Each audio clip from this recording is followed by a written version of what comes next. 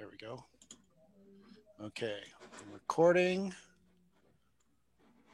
There was a way that in the next meetings, we're going to be starting to stream them real time on YouTube rather than, and that way people won't have to ask for the Zoom login in order to watch the meeting, but they'll still need the Zoom login if they want to actually be a participant, obviously. So, but that's in the works, and it'll be applicable for all the different committees and boards and stuff. So we're still getting used to the Zoom technology. But we can start anytime. I just turned 7, so that's punctual. Should I call the meeting to order? I have a pen. There you go. You can steal that fancy wooden gavel from the chamber. Yeah, there. We should do that. No, I'm not stealing anything. With stuff going on right now. No. There is a fancy wooden gavel in the chamber that's made of like 5 different woods or something. So John Keys is our public joined this evening with the Citizen Involvement Committee. Hi, John. And I didn't get any. Hello, have a good evening, guys. We didn't get any other public who wanted to come and listen in, unfortunately. But we've got a lot of ground to cover. So, hi, everybody. Hi. Nancy, you want to kick it off and take us through the agenda? Yeah. So basically, we have our call to order. We're going to welcome everybody. I think we'll go around and everybody can introduce themselves and say a few things about who we all are, because the new people probably don't know a lot about us, and we know probably more about you than you know about us at this point. We're going to elect the chair and the vice chair. Do I have to find out again?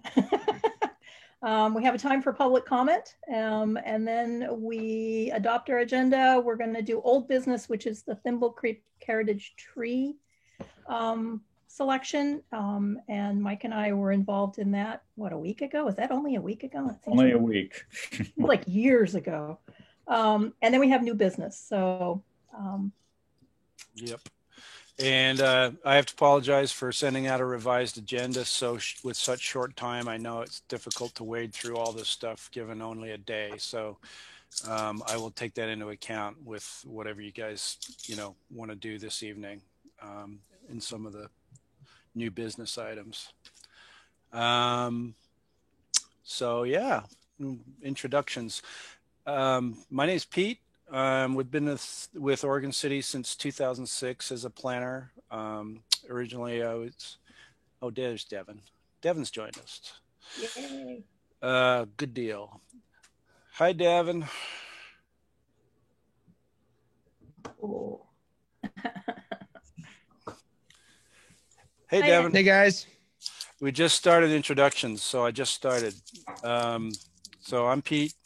Planner since 2006 in Oregon City, and prior to that I lived in Colorado, but I got my planning degree at University of Oregon and a forestry and range management degree from Colorado State in 1991. So I was in natural resources prior to getting into planning. And I was a Peace Corps volunteer in Ecuador, 96 to 98 doing agroforestry. And then could never get a permanent job. Yeah. Until I got into planning. So anyway, that's me. Hey, I'm Nancy Broshot. I'm currently the chair of this committee. I have a PhD in environmental studies, and I'm a professor and the chair of the environmental studies department at Linfield University. I almost said college again. We became a university last summer, so I'm still getting used to it. But I teach there, and I do research mostly in Forest Park in Portland, Oregon, on the effects of urbanization upon forest ecosystems. Although I have 3 control sites, 2 of which may have burned in the Riverside fire. So, so much for forest research. So, Jeez. Yeah. I'm Mike Hamilton. I'm the vice chair of the committee, and I'm a retired University of California professor and field station director for my career. And I moved to Oregon City in 2018 after retiring to be close to my kids because I sent them up here to college and they never left. So It I happens. can see them on a regular basis as to live near them. So that's how I chose Oregon City. My daughter is here. I did field research as well as administration of 2 biological stations in California. One is called Blue Oak Ranch. It was in the hills east of San Jose, up on the slopes of Mount Hamilton. No relation to me. And and that was a beautiful, beautiful site. 4,000 acres of oak woodland savanna, just classic California, Central California. Epic landscapes and such. Half of which burned down as well this last year. So, such is life.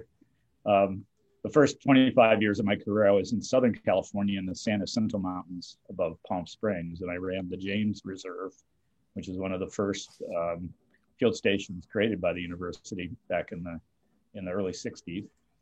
And it was an off the grid, embedded in national forest, basically a wilderness area.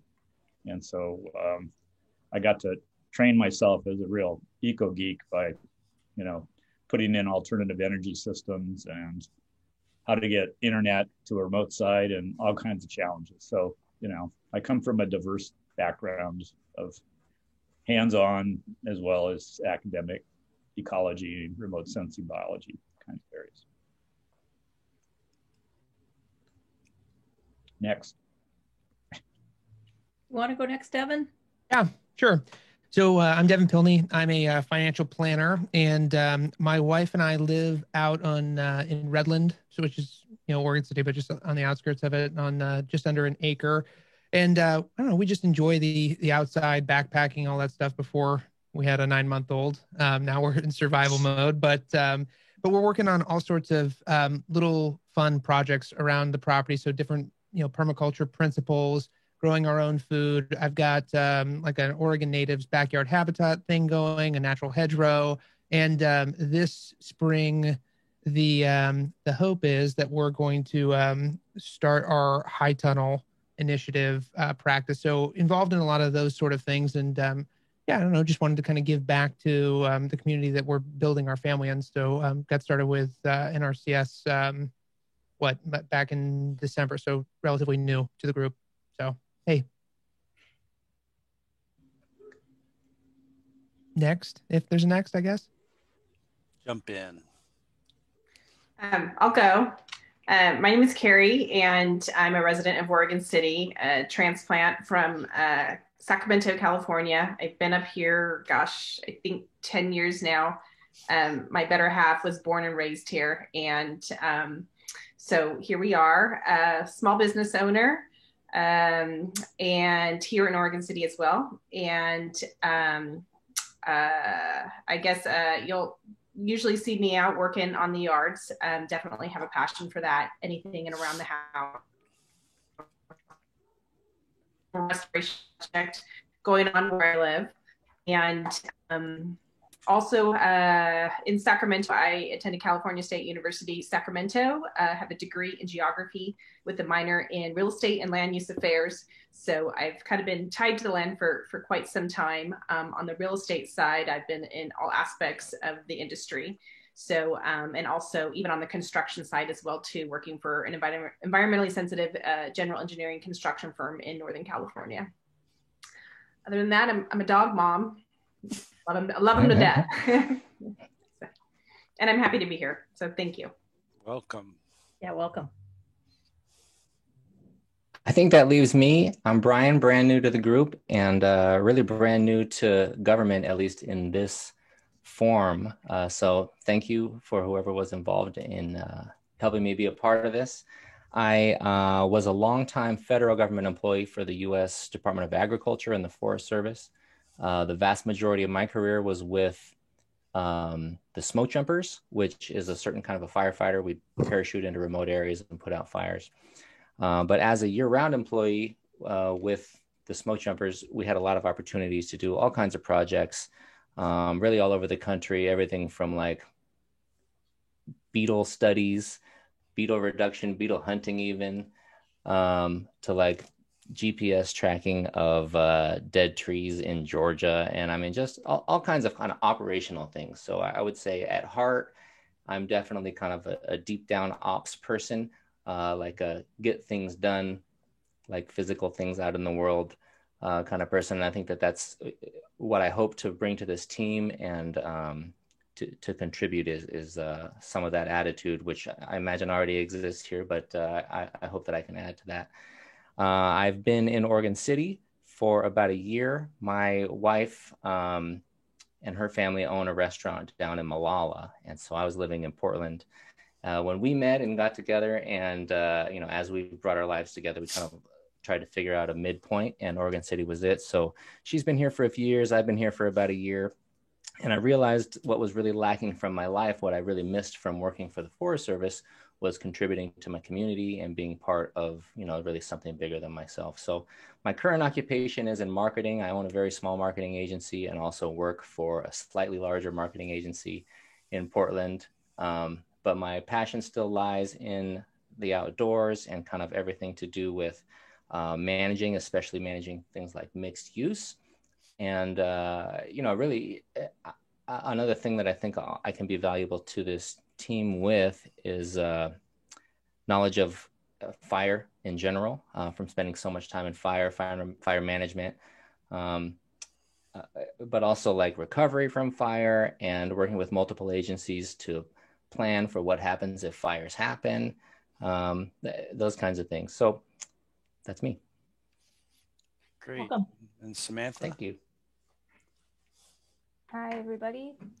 I'm really happy to be a part of this group. Thanks so much for inviting me and allowing me to be a part of it. Can you hear me okay? Yeah. It's always part of my new normal to make sure you can hear me. So I have a background in academic ecology. I have a master's degree in natural resources and environment from the University of Michigan.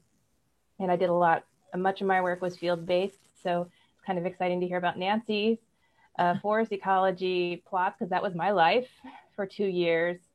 And my field studies mostly involved seedlings.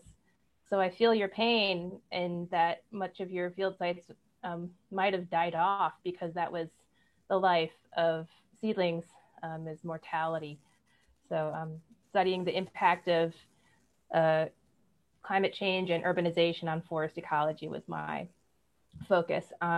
So I'd be interested to hear more about Nancy's work. Sometime. So yeah, a lot of my work in graduate school is field-based. But then after grad school, I moved out here to Oregon. I got a fellowship from Portland State University to work on public governance projects out here. And I was working with Clackamas County. And that turned into a regular job for 6 years. And then my contract ran out in June. So I was unemployed for a little bit. And but when I was working at the county, I was in their forestry program. So I worked a lot closely with their county forester. I did a lot of GIS and digital data management. So cartography, mapping, and information collation and visualization and maps, and also internet mapping. So I had a lot of indoor work. And I also was doing project management for special projects they had. So I wrote grants, prepared reports, and did public presentations on that work. And one of the interesting things I was doing was looking at urban wood salvage and also carbon sequestration in conjunction with the county work. Right now, I have a new job. Very happy to say I'm re-employed. I work for Cardno, which is an environmental engineering firm. They're international, but they have an office in Portland, and I'm their new wetland and / environmental scientist. Cool. I'm working with them. But actually, a lot of my work is remote, and I work on a giant project out in Southern California. So probably in some of the areas that some of the Node folks here have been telling us that they've worked in California. Well, that's where my work is, even though I've never stepped foot there. So, it's really interesting. Yeah. Where is it at? So it's Southern California. It's giant swath of that footprint. So it's like all the way from the coast near San Francisco and like up into the mountains. So it's Southern California Edison is replacing a lot of their utility poles out there. So it's massive, massive, massive project. And they just they renewed their contract with Cardno for the next 6 years. So they've had it for the last 3 years or so, and got it extended. So it's going to have a lifetime to do this work. Yeah. So Are these like the big utility poles, or is this all the utility poles? Or? it's everything. Wow. It's the residential kind, which is the distribution from the main, and then there's transmission, which is like those big, huge monster towers. So it can be depending on the type of work. But what Cardno is doing is we're managing the surveyors that are the environmental surveyors. So we send out sub-consultants to monitor sensitive species, sensitive habitats like water, or if there's vegetation that needs to be managed or trimmed. There's a big new concern, of course, with utilities in Southern California and wildfire. Yeah. So they've extended those buffers around their utility poles much more than they were before. So there's a large vegetation management component as well. Right. So yeah, this is all new, but I'm really excited to get more field operation based. I've been inside too long, but I also have a lot of hopes and dreams to bring to the committee that I think I would be of use. I'm sure. Welcome. I wish we had more time this evening. I know we could rap about city projects forever. And during the communications section, I'll try to update you on some of the things that we have done. It's not like an agenda item specifically, but I know that we've got 4 new members, so we probably want to get you up to speed, and then outside of the meeting as well. So if you ever have any questions about city policies and codes, you can always shoot me an email. All right. The next thing is the election of the chair and vice chair. Yeah, so in our bylaws, we have 3 offices, but we really only worry about 2 of them because with the technology we have now, our minutes are transcribed by someone who under contract for the city, but the official record is these videos. So we really don't need a secretary unless you all want to have that internally as a point taking person kind of thing, because I may miss something, and we, if we want to make sure that I'm being responsive to you, and that our agenda items are properly set in the future and those kinds of things, I would, as staff, I always think that a secretary is a good idea, but we'll see where that goes. So principally, we're electing chair and vice chair. And I think the way that we've done it in the past is through just sort of a consensus discussion rather than an aye, nay vote. But I'm happy to take a roll call vote as well. I don't remember how we did that. I don't even know if I was here last time when I got elected. I don't think you were. I think it was the meeting I missed. Yeah, that's usually the case. What happens when you miss a meeting? Yeah. Do you need to go to the kitchen or anything, Nancy?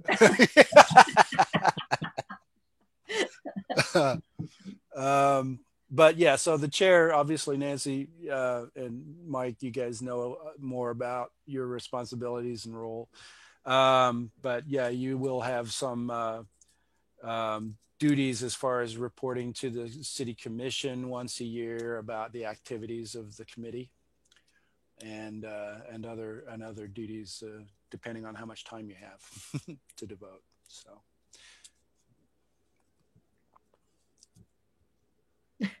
Well, I nominate Nancy to be chair again because she's done a great job this year. Second. I nominate Mike to be the co-chair because he's also done a great job. Second also. And I would say if anybody else wants to be in either of our positions, of course, just jump in. Yeah. I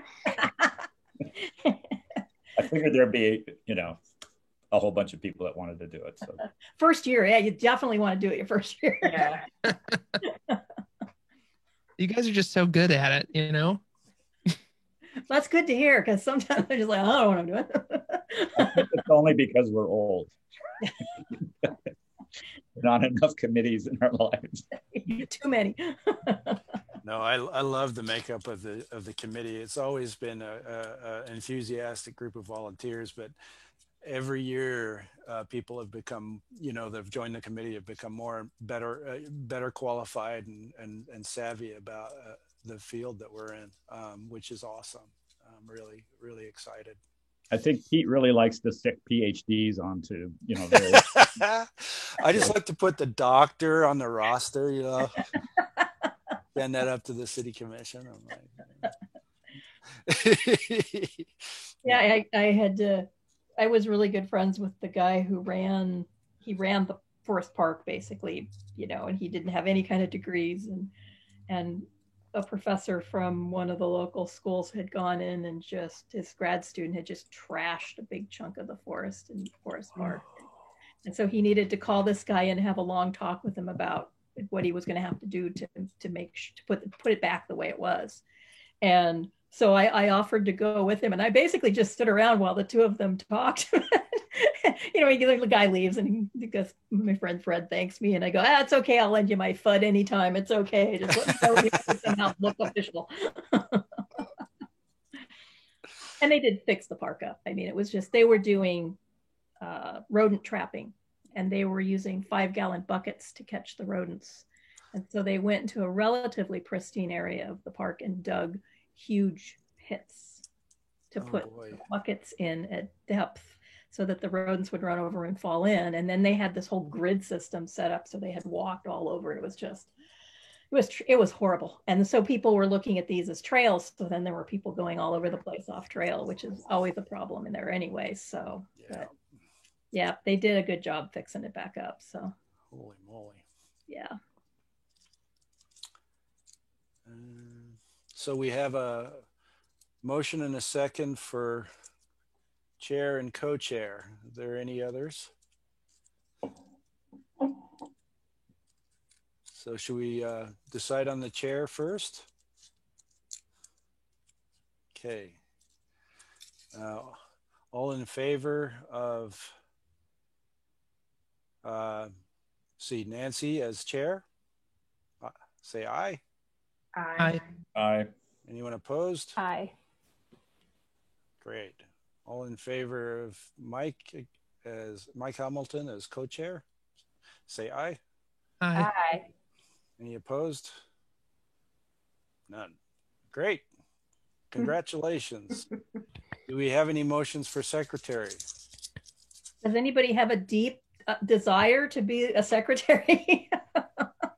It's a powerful moniker. Okay. Well, you've been doing a good job, Pete, so keep it up. Yeah. Thanks. That's your opinion.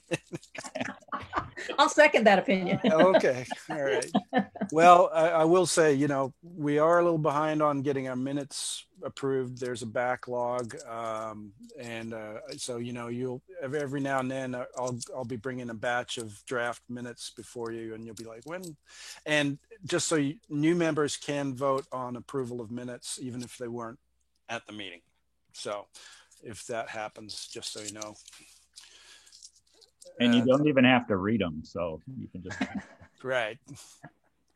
I usually glance through them going, yeah, that sounds about right. Yeah. No, I check, I check them for people's spelling on people's names most of the time. That's about it. So, all right, cool. So that one's done. Okay, so public comment? I don't believe John wanted to make any public comment. He's just here to listen in. Okay. That is true. Yeah, just seeing what's going on, get a feel what's happening. Great. Okay. Welcome to the meeting. Yeah. All right. So we need to adopt the agenda. Yeah, this is an opportunity to decide whether the agenda that we've got ahead of us makes sense for, time reasons, and whether you're comfortable with the order of the items, that sort of thing. You can also add items as new discussion items with the consensus of the group. We are going to be talking about our work plan tonight, so there'll be a lot of opportunity to really talk about new ideas at that time. So I think it looks good to me, but do we Okay. need to move to, or do we want to, does anybody have any desire to add anything or move something around? Cool. Yeah, I didn't see anything. Okay, seeing no objection to the agenda. So we move on to old business, which is the Thimble Creek Heritage Tree Selection. Okay, so you guys, the way these agendas are organized, there's a staff report, which is the summary discussion of what we're talking about, and any exhibits associated with that are attached to the agenda. In this situation, what I've thought about doing this evening is just bringing up the packet on the screen and working through it. Or we can all just keep the screen as it is so we can see each other's faces and I can talk about it. Which do you prefer? I think we'd be good to maybe go through, and if somebody has comments they want to make, we could switch back. Yeah. I know that when we talk about some of the trees, I took DBHs of just a few of the trees, but they were I took DBHs of 3 of the trees and they were pretty substantial. So we might want to talk about those. Yeah, all right. Sounds good. Pete, were you able to collate the photographs that we took? And I hope I got them all. Let's see. I think I only photographed about 5 of the trees that we felt were candidates. All right, here I go sharing. All right. Everybody see that? Yep. I'll go to the beginning. That's one of the taller ones. Excuse me. Sorry. Okay, here we are. Oh, no, don't do that. Okay. It wants to show you the... I know. It really wants to show that fungus. It's a cool fungus. I was really stoked when I found it. I was forget everything else. This is cool. What is that anyway? We have to. Called an Earth Star. Yeah, Okay. it's a puffball. It's a type of puffball. Type of puffball. And Okay, I have seen once before in the wild, so that was really cool. So no decision is needed this evening. Just updating you, the City Commission is totally supportive of the work you guys are doing with the property owners to select heritage trees in the upland habitat areas that we're talking about. Just a preamble to this. Last year, as the Thimble Creek concept plan was being adopted, there was discussion about how to protect some of the tree grove areas identified in the concept plan that were not part of our natural resources overlay district. And after a lot of discussion, we set upon the direction of asking the property owners if they'd be willing to designate some of these trees as heritage trees. And that means that they would have special status with City Commission approval, and could not be removed without process that is essentially a public process.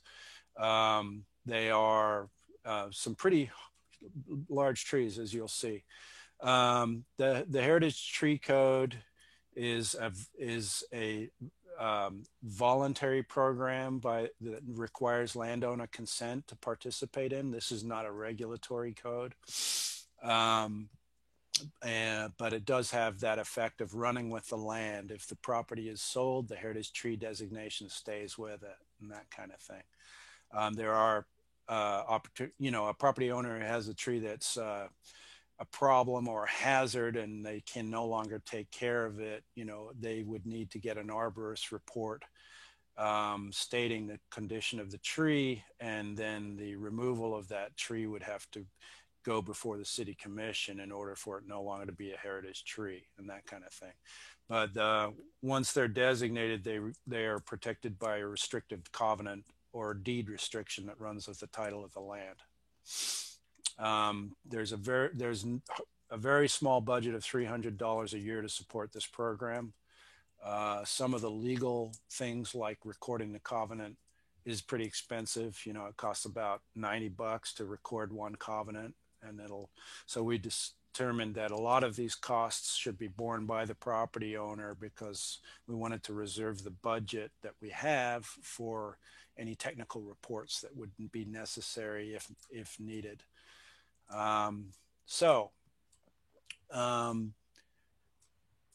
The areas that are shown in blue are the areas that we were talking about.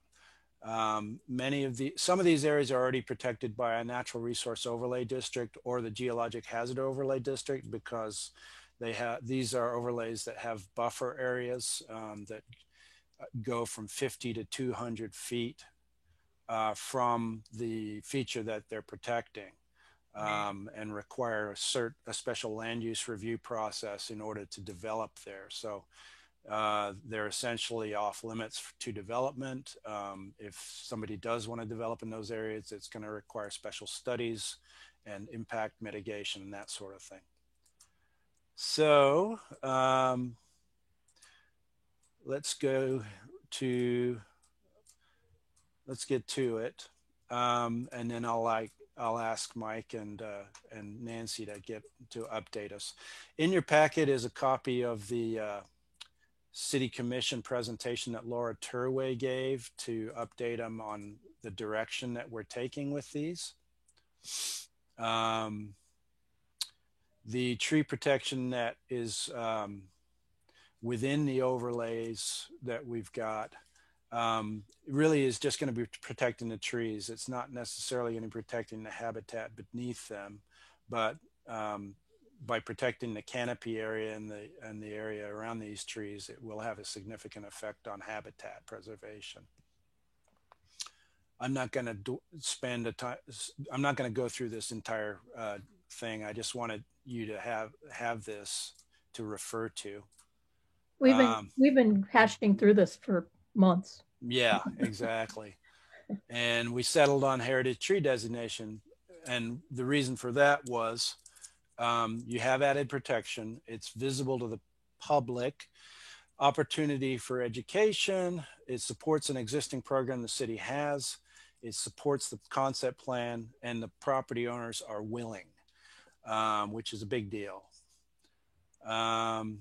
The original overlay district locations are indicated here. The potential heritage tree grove designations are indicated here and with the red arrows. And so you've got areas abutting the golf course. And over here, you got an area that is north of the airstrip, which is an old landing strip where they did a crop dusting landing strip there. It's still there, it's still used. I have not been on site with you guys. You guys have been on site, so you can speak to this better than I can. These are some close-ups. And then this is the aerial that Mike sent me in Google Earth. Let me zoom in. And I made the boundary red. I managed to do that on my own. Good for you. But the KMZ is the file that Mike sent, and it's really cool because you can spin it around and look at it in different angles. And yeah, you guys know how to. he was doing cool things with trees when we were out there, like All right. 3-dimensional. So let's talk about some of these better specimens. Let's go. Can we go back to the picture first? Yeah, let's do. Okay. Want to talk to that? Yeah. Basically, what we decided was there were 3 areas. There's the 3 areas that are in the protected area now. And that map? Yeah, let's go back to this map. So yeah, that's this one. So there's the 2 that are more south that are just kind of going down that ridge. They're right on the steep ridge. It's kind of a steep downhill. And then the one up above that one that's actually a natural area in that it's got a spring, a year-round spring. And Trent and I went out to that a couple of months ago, and we measured some trees around there, but the owners were really interested in protecting the spring, but it turns out it's already in a protected area. So Trent and I decided it wasn't worth appointing any heritage trees inside of that because they were already protected. There were a few trees outside of that we thought about. They were large Doug firs that were pretty healthy, and so we measured those. And the owners they really like their trees. So, and then we also went, after we left there, we actually went out Beaver Creek Road and we drove up the airstrip, which was kind of exciting. And they had a big row of Doug firs that they were very interested in protecting, and they've been talking with people, and apparently the Oregon City School District is considering purchasing the property to put football fields, because this is a high school across the street. That big complex across the street is the Oregon City High School, and they don't have a football field out there. They come by my house, football fields like 5 blocks from my house, and I live I'm in the McLaughlin neighborhood down by the old high school, because that's where the football field is. So they're actually talking about putting a football field up there, which would be nice for me. And then like a soccer stadium and some other things, and maybe a smaller school. But when they had the people from the school district out, they expressed interest in preserving those trees for just the fact that they were really big trees and they were kind of cool. And he thought the students would benefit from that. So we talked to them about maybe doing heritage tree designations for like that line of trees. There were, probably 5 or 6 Doug firs that would probably worth saving in that patch. And so whether they go ahead and do that or not, I don't know. That was several months ago. I haven't had any communication with them since. Okay. Okay. Good to know. So that was the couple of months ago thing, but they were interested in it. And then on Monday, a week ago Monday, Mike and I went out and met with the owner, the Oregon City Golf Club. And we were looking at these other 2 sites. And basically what we saw was the site at the bottom, that area had a lot of really large, really nice trees kind of up at the edge before you drop over the thing. So I think they're either borderline on that, and that's what this is that Mike has mapped. They're either borderline on the preserved area, or they're in it. I think they're outside of it, but they're really close to it. But there's really, really large Doug firs. And so we kind of walked straight out there and looked at it, and then we walked to the right and decided where we thought we should start. And there's some large trees right along that southern edge. And then as you go further and down toward, like to the north on this picture, you can see there's still some big trees in there. So shall I show those pictures now? Yeah, let's show the pictures. So this is a cedar tree. Yeah. It's in that more northern area, not northern area, but in the northern part of that particular area. This cedar tree, I had to convert, my DBH tape is on centimeters, so I converted it to inches for everybody. It's 64 inches, and that's approximate. I wasn't making a really good DBH, or I was keeping it all level. I don't know if it was twisted or anything, but you also had 3 trunks. Yeah, it had Wow. four trunks. 4 trunks. It had four trunks, and they had all merged together. I'm sure it was probably four trees originally that had just grown together. It was just beautiful. It is an absolute beautiful tree. So that one was, and it's a Western red cedar, well worth protecting. And then the next one, this is That's a a big, big leaf Big leaf maple. And we didn't see that. We had seen the other big conifer trees when we'd been out there on our earlier visit, but we didn't see this maple until we were walking around, and it is beautiful. This maple has a 51-inch diameter or DBH. Yeah, it's a diameter. And so, and it was just beautiful. It's got a full canopy. It's a really, really, really nice, beautiful tree. And so this would be in that protected area as well. So we thought rather than designated trees, it'd make more sense to have a designated grove, which we can have a heritage grove, and then particularly maybe designate specific trees in there to make sure, because some of the smaller ones could easily be cut down because they're probably interfering with the proper growth. But this is a picture that Mike took of more of a vision. So there's some really, like, I'm standing and there's a big Doug fir to my left, and then there's another big Doug fir toward the right. And then the cedar is, if you walked past us, like left past us and went down that way, that's where that cedar is down there.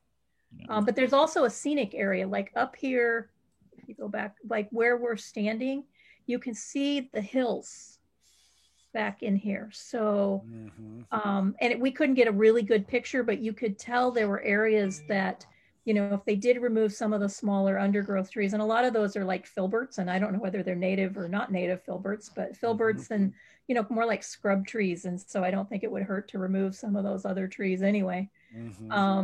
But I think you could have places where you could put benches and the people could have nice vistas, scenic views and stuff, which, you know, And that's talked about in the concept plan, is this area is a view shed. Yeah, and that's what Rose said when we were with her. Yeah, yeah. So, and I kept going, what view? And then we got up there and I went, oh, I see. Yeah. So that's a good point. Yeah. Okay. And this is one of the Doug firs. There are a number of Can't get it in the picture, it's so big. Yeah. Really, really large Doug firs. This one was 62 inches in diameter. And so, wow. Yeah. And there were others that were just as big, slightly bigger, slightly smaller. They were all in this range. I think they are all about the same age, at least the Doug firs are. And then there's another one. This one is further up, more toward the center where it starts to curve. And this tree, I think this is a tree that was missing. A lot of the branches on one side of it were gone, but we figured what had probably happened was there'd been some other big tree that had been there that had gone down in a windstorm and taken the branches off that side. But it looked like a very healthy tree. I mean, all of these, there were some that we looked at that were really oozing sap everywhere, which is not a good sign for a tree. But, and in fact, if you walk down, there was a ravine down there that had,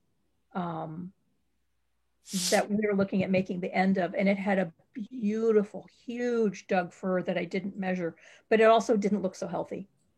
I mean, it was a gorgeous tree, but probably don't want to put that with a designation because I think that might come down. Yeah. Okay. What are we looking at here? Yeah, this is that cedar. Oh, this is a cedar. Yeah. Yeah, it is a beautiful tree. And then there was, this one was not too far from the cedar, and this is like Douglas fir. Yeah, it's a twin Douglas fir.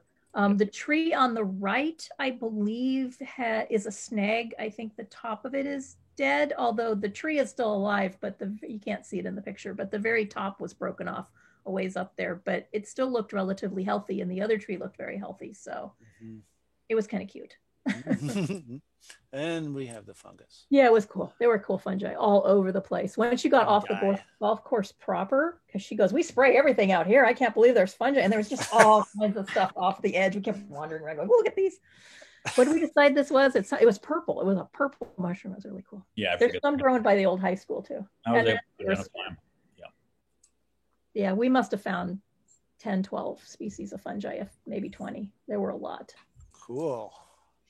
All right, well, let me go back to the map real quick. And so what do you guys think? We probably have more work to do out here, right? Yes. And Rose expressed concern about how having heritage tree, because she also likes a couple of other individual trees and little clumps of trees that are scattered in the golf course. Mm-hmm.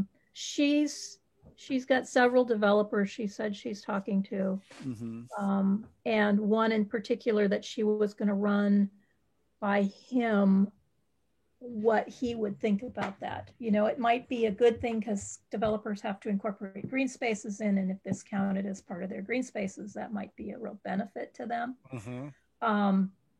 And plus, if this is the edge of the places that we're specifically designating right now is the edge of a natural area or a preserved area anyway, because it's on the edge of that ridge, then it's going to be hard to develop right at the edge of there anyway. So Right. we're thinking that those will probably go. I don't know if the other ones in the middle, more in the center of the golf course, would go, and we didn't look at those. But yeah, well, land use process for this is going to be a discretionary master plan unit development, not your typical bang out your subdivision staff level approval type situation. There's a condition on the condition of approval with the annexation when it was annexed that they do a master plan, which they haven't applied for yet. So there'll be opportunities to have those kinds of trade-offs where they're protecting open space and maybe getting some density transfers and bonuses and moving land uses around in a creative kind of way. Yeah, I would think having a house next to some of those, you know, closer to that area would be a much greater property value for the homeowner than having it out in the middle of the golf course. So yeah, and I think in the concept plan that the idea of open space creating value across the entire community is something that is discussed, because if it's just someone's backyard and they are the only property that gets the benefit, it doesn't necessarily transfer to the properties behind it. So how that's designed as a public area will be very important when the time comes. Right. We told her we would be more than willing to go back out and look at those trees and do more measurements. We got the big Doug fir is tree number 2438, because she actually had a survey done on all her trees 15, 20 years ago. I can't remember the date of it. It's very hard to read because it's teeny tiny, and Laura was going to make me a big copy and mail it to me. And I was supposed to do that. I you apologize. Yes, I wasn't. Yeah, well, at some point, you know, but we told Rose that we were more than happy to go back out. She was thanking us profusely, and we're going, "This is fun. We like this." Yeah. You know, it was been raining for like a week, and we got out there, and it was supposed to start raining later that day, and it started dribbling on us a little bit at the end of the time, but most of it was just a beautiful day, you know. And when Trent and I went to the other creek with the spring, that was, again, it'd been pouring rain, and all of a sudden it was gorgeous and sunny, and we're like, this is great. So how many visits? I told her it's good to have field ecologists on the committees because we like to go out and do stuff like that. So yeah, absolutely. So how many site visits have you all done? 3. You've done 3. Okay. Done 3. We did one where we went to the golf course. They got us golf carts, and we got to just trolley around in these golf carts all over the place and look at things just kind of to get a general feel. And that was the decision because we had proposed that maybe these should have like a more of a protection. Those trees on the edge needed more of a protection because we thought it was contiguous with Thimble Creek, and then we found out that wasn't necessarily so. And so we decided, and because a lot of it, especially the property to the east, is that east? Yeah. No, to the west. I am so confused. To the east. North is up. Yeah, east is to the right. So where Loader Road is, and then it comes off of Loader Road, there was that grove of trees right there, and we were thinking maybe that needed to be included. But then we realized that everything east of Loader Road is potentially, it's owned by somebody, and he could do anything he wants with that property. And so there wasn't any point in preserving and they were second growth trees. There wasn't anything spectacular in those trees. And we had done the same with the property like down here. That was also very second growth. Right. And Rose said like her father, I think, had cleared it. She knows what date it was cleared and redone. And so they're not new. It's not an old forest and it's not a really intact forest. So we thought, well, there's not a lot of point in you know, taking people's property values because they're trying to sell this property. And when it's not going to be something, it wasn't what we thought it was on the photographs. Yeah. Is what we found out. And so then we decided, well, let's do heritage trees. And the owners of both properties were very interested in still doing the heritage tree designation, which is really cool. Yeah, it is. And so we went back out. Trent and I went out like a couple of months ago and looked at the property in the north end. And then Mike and I went out and looked at, and we just concentrate on this lower part. I don't know. I think there's a few bigger trees on. There weren't very many. I mean, when we were there the first time, we looked at that and none of it was very impressive. Yeah, no, there was occasional tree here or there, but none of it. I thought it'd make more sense. We both were thinking it would make more sense to have a grove with a lot of big trees. That would make more sense. And there's actually one place in here where there was like a clump of spruces that probably are not big enough to be declared heritage trees, but I think they were Engelmann spruces, which are really rare at low elevation. Colorado. Well, they grew up in the Cascades here. Okay. You don't find them down here usually. You're right. And so if they really are Engelmann spruce, it might be worth preserving those as well, just because they're not typical common tree down here. Okay. But we didn't know whether they were planted either. So yeah, but even if they're planted, I mean, I'm sure they were planted because they're not going to naturally occur down here. So okay. Yeah. All right. So for the benefit of the other new committee members, what we're not showing you is the concept plan itself, which talks about the area south of Loader Road as a mixed-use neighborhood. So, you know, the majority of what you're looking at here is going to be developed at a pretty high density at some point in the future. We don't know when. We don't have a crystal ball in there, and we're not aware of any current land use applications. So it's got zoning, but it hasn't been approved for any development yet, which is why this process is really important to get out ahead of the development. Right. And it was good for us to designate that, you know, this is where we think like starting here and going to here. And Rose appreciated that because she is talking to developers and she was going to run ideas off the developer and figure out how much, you know, how that would impact what they could do with the property and what they would be willing to give her for the property or something like that. You know, she doesn't want to lose a lot of money in this process. So, no, but she does want to keep the trees. So there should be a way to work that into the thing. Yeah. Does anybody have any specific concerns or questions as we move forward?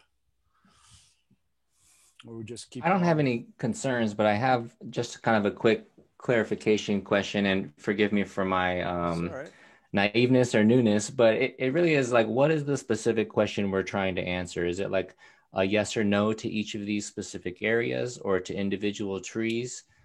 Tonight, we're not making any kind of decision. We're just kind of giving you a status update on the work that you all are doing, which is really great work. The decision that, well, the initial decision point earlier on was, are we going to decide to apply a new overlay district specific to this concept plan area that would have regulatory impacts? And we decided not to go there. City Commission decided not to go there as well, and instead rely upon voluntary heritage tree designation. That was kind of a big deal. I mean, because we felt all powerful being able to, you know, define a whole new overlay unique to this area. And Nancy and I, you know, wrote a pretty detailed letter justifying why we might want to consider that. But that was before we were able to do any site visit, because it's all private property and you have to get permission. So when we finally did the field survey, we realized, well, it wasn't as valuable from a habitat standpoint. And as we thought, by looking at just the remote sensing data. And so we backed off from that, and city commissioners were fine with that too. So. And that red line and pink line, that's the city limit and the urban growth boundary matched up together, just so you know. All right. Should we move on? Yeah, and I guess the idea is like when the citizens would have to make the application for a heritage tree or a heritage grove designation. Yeah, that's a good point. But then they bring that to us. So we get all heritage tree or heritage grove designations will come to our committee, and we get to weigh in with whether we think that's a good idea or not. And we think it's a good idea a lot of the time, but you know, we hadn't had any for a long time. And then we rewrote the city code to make the heritage tree program more accessible. When I started on the committee, you had to have an arborist report to have a tree designated. And if you're a private citizen, that's a big money. Several $100 per tree. Yeah, that can be quite spendy. And so it was really, people were just like, we're not willing to do that. And so we got rid of the arborist report. You know, we can go out and look at a tree and see if it's healthy or not. I mean, there may be some times we're not sure, but if we're not sure, we probably don't want it as a heritage tree. So so that's kind of how it's evolved over time. So now the NRC would look at trees. If it was in a city park, the Parks and Rec committee would also look at it. And then we make recommendations to the city commission as to whether it should be designated or not. So we'll have a few for the next meeting to actually review and possibly approve. So yeah, we got nominations for some Camperdown elms in the cemetery, at Mountain View Cemetery. So we'll bring those forward in February. And then the idea is that timing wise, all of the heritage tree designations have to be submitted before the end of the year, and then you would get them as a group before Arbor Day. But COVID has kind of mangled the works. Yeah. Anyway, we did designate 3 privates last year, and we're still working through the process for Park Place Park and the 3 big sequoias at Mountain View Cemetery up by the office. So checking in with Kendall Reed. Kendall Reed is our parks director. So once I get the nod from Kendall to take this up to the city commission, take those Park Place Park and the other Mountain View one from last year up to the city commission, we can take those forward. Okay, thanks guys. And what's up next? New business. So agenda item 4 is review and update the NRC work plan. All right, so I'll give you a little background here. We have a informal sort of mandate to adopt a work plan every year and keep it current. And it's supposed to be something that we can share with the public and with the other committees and city commission. And it's a way for us to gauge what we're getting done. It's always been a challenge to kind of decide between projects that we know we can accomplish in a certain time frame and then other projects which are more policy oriented. So when you read your bylaws, there are some things that are always occurring that are in your work plan, and one of those are I'll go through them, but what we're attempting to do is, find the right mix of projects that we can accomplish on the ground, and then what kind of projects are we going to be involved with as a matter of course. And as I said, this was very short notice. So in terms of your options this evening, you can give feedback on the work plan this evening. You can agree to provide feedback to staff individually later on and email me, and then I will share it back with the group at the next meeting. or you can decide not to consider the work plan at all this evening and we can table it for later. Those are your options. And I will be perfectly happy to implement whatever you're comfortable with, given the time frame that you've been given. I think it would be good, given that we have all these new members, I think it might be good to at least kind of briefly go through it, maybe not go through all the details, but get them, and then we can send it out to them, and maybe the next meeting we can talk about it a lot more. Sure. Could be one of our agenda items for next time, but yeah, okay. The other thing it feels really good when you get to check something off as being done, though. You know? Yeah. We don't get to do that very often. We do like, yes, we're done with that. Yeah, I mean, one of the things that we got done was the Heritage Tree Code, and a few other things that aren't on this list anymore, which is good.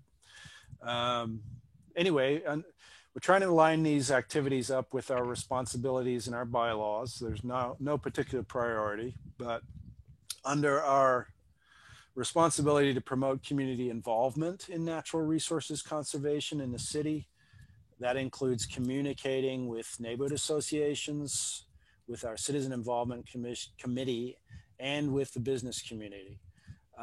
There's a lot of overlap.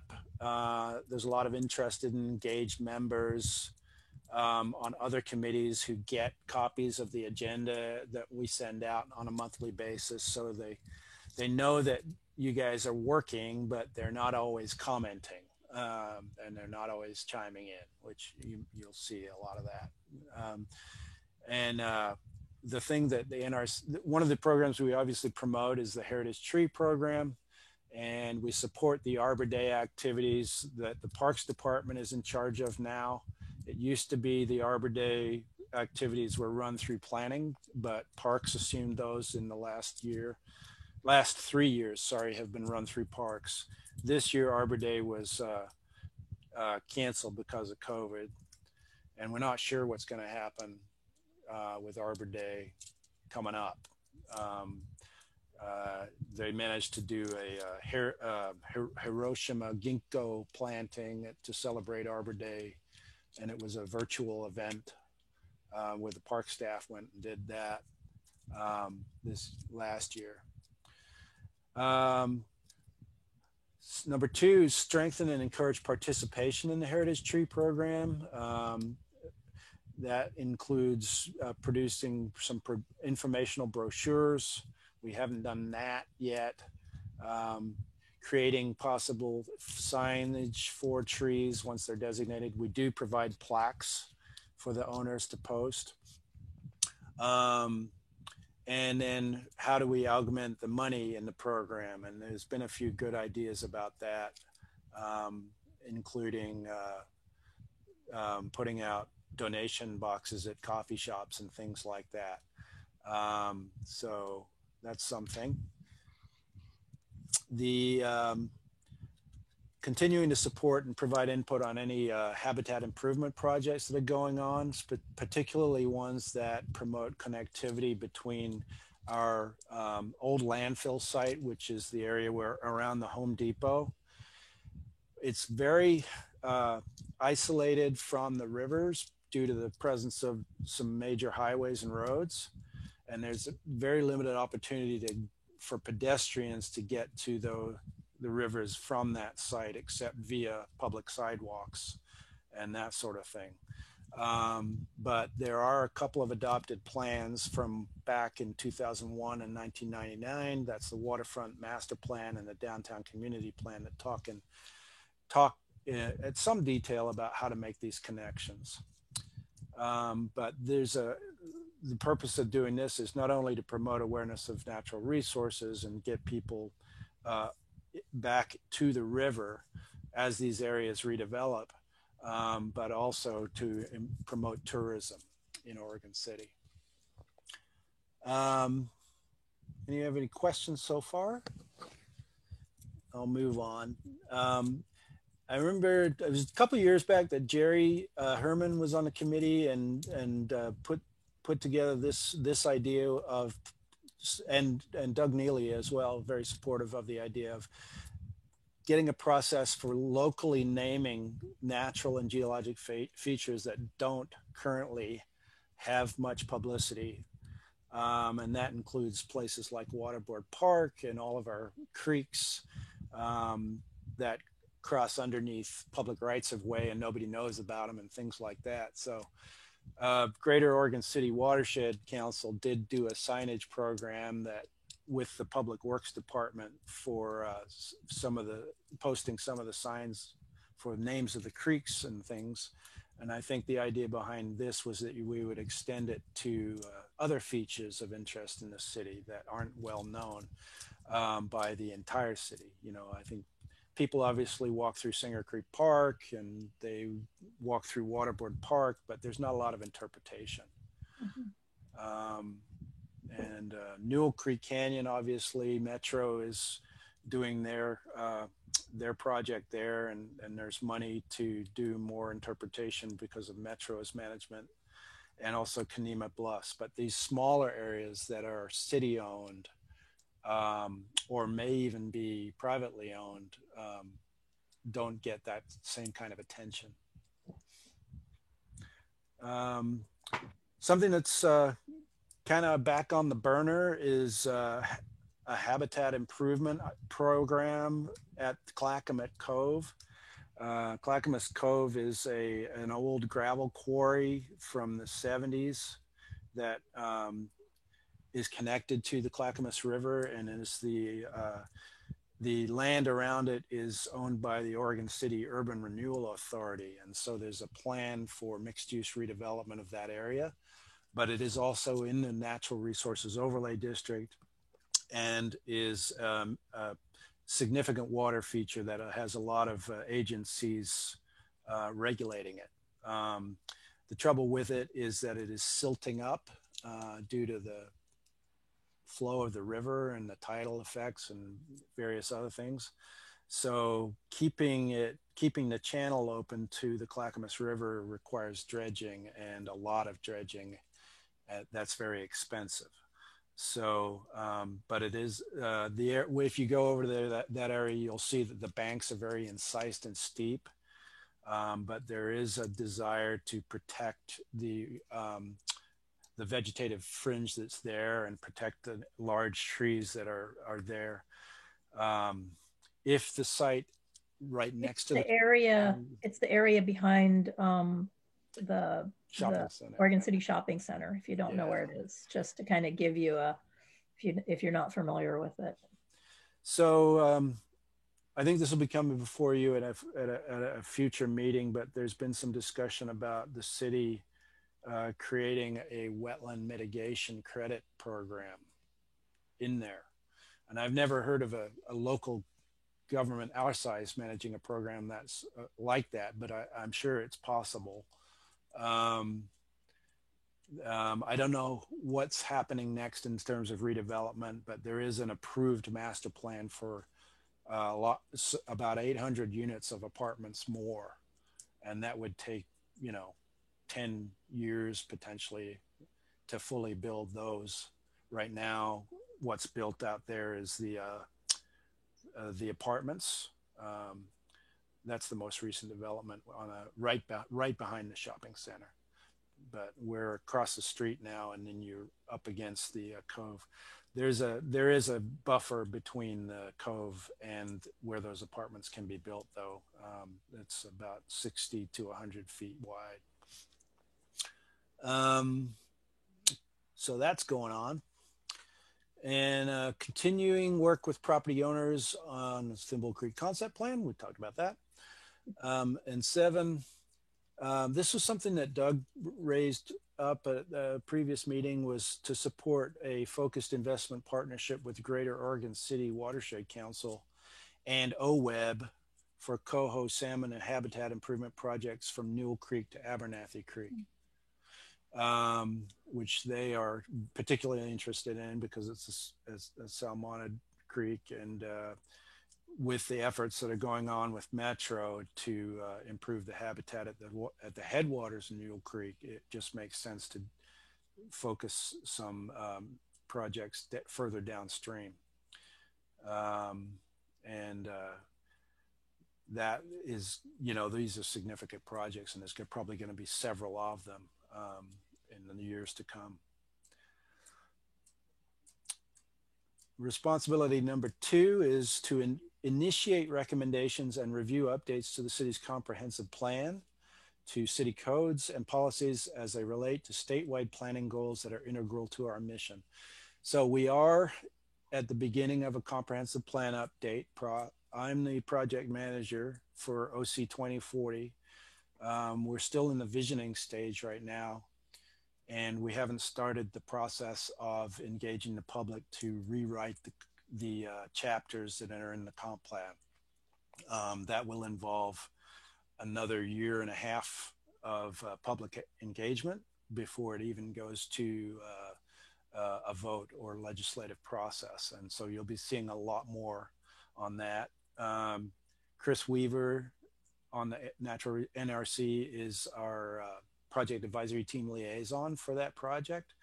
And he is going to be doing some not one-on-one, but individual community conversations with you guys offline as part of the public engagement process. We've had a lot of great input this last year, even with COVID. I think we were over 1,000 public comments through our survey, and we've gotten a lot of written comments back from multifamily households. When we talk about statewide planning goals that are integral to our mission, we're principally talking, if you look at the Oregon Statewide Planning Program, it has a series of goals, 1 through 20 something.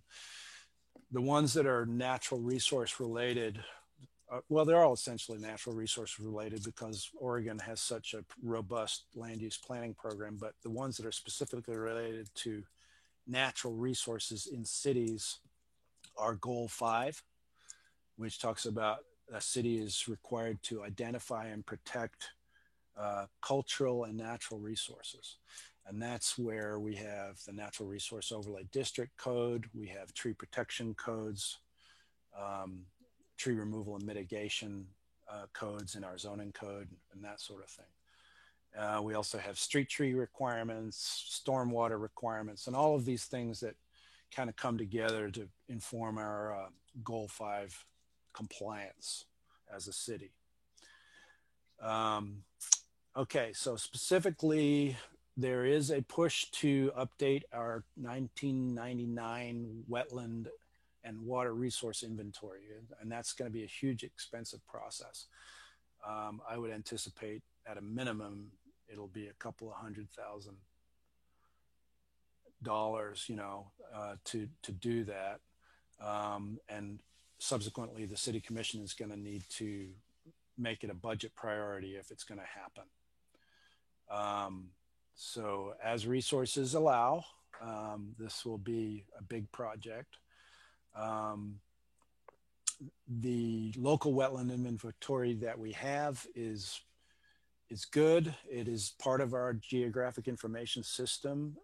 It's well mapped, and for the most part, it is accurate. Obviously, these resources change over time, but we capture a lot of what that local wetland inventory shows, even though there are variations. And I think we only had one instance where there was a wetland discovered or delineated that we weren't aware of, but at the same time, they're out there and they're not all on the local wetland inventory, and we are required to identify them. So I think the Department of State Lands is doing a better job of coordinating with local government now in terms of requiring notices whenever we have a land use application that we think includes, either does include or think includes a wetland or stream, and we send them a notice, and then they get back to us on what level of inventory they think is necessary. But ultimately, we are the entity that regulates that. An applicant for land use approval is required to coordinate separately with the Department of State Lands and with the Corps of Engineers. A lot of times they will defer back to the local government, though, if it's not something that they're regulating, and if it's like less than 50 cubic yards of fill and certain things like that.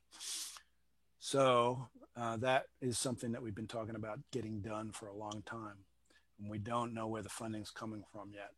And this is one of the things that was be on the City Commission retreat discussion for 2021, 2020 through 2023 biennium funding, which is coming up at the end of January here.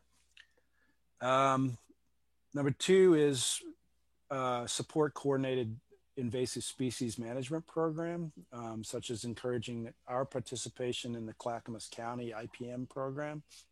This has not happened yet.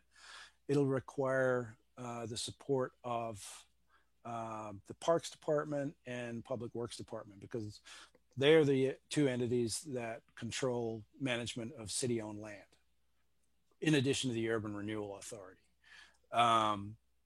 It's basically a voluntary participatory program, but what it means is that there would be staff from the city attending meetings through the IPM program and staying up to date and current on those practices.